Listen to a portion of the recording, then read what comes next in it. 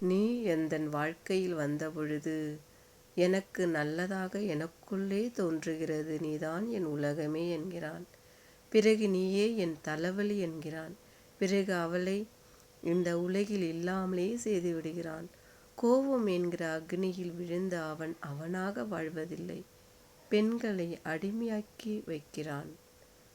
பாசம் என்கிற போர்வையில் வேஷமாக வாழும் மனிதர்களிடத்தில் பூக்கள் மலர்ந்து அது தரையில் விழுவதை நினைக்கையிலே மனசு வலிக்கிறது.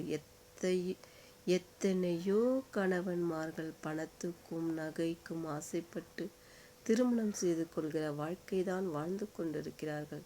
அந்த விதத்தில் எவ்வளவோ பெரிய நல்ல உள்ளம் படைத்தவர்களும் உண்டு. அன்பும் அக்கறையும் இருந்துவிட்டால் இந்த உலகில் வேறு என்ன வேண்டியிருக்கிறது? நிம்மதி தானாக வந்து சேரும்.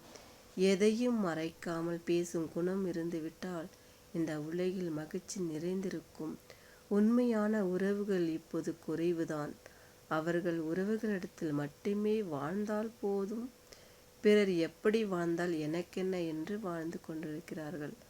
ஒரு சில உறவுகளால் தான் பல உறவுகள் உண்மையாக வாழ்ந்தாலும் அந்த உண்மைக்கு நிஜமான முகங்கள் தெரிவதில்லை.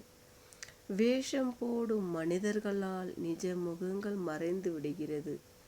யாரை உயிராக நினைத்திருக்கிறானோ அந்த உறவே அவன் மனைவி இழிவாக பேசுகிறார்கள். அதற்கு எல்லாம் காரணம் அவன் கணவனே. எந்த சூழ்நிலையிலும் மனைவி யாரிடத்திலும் விட்டு கொடுக்க கூடாது.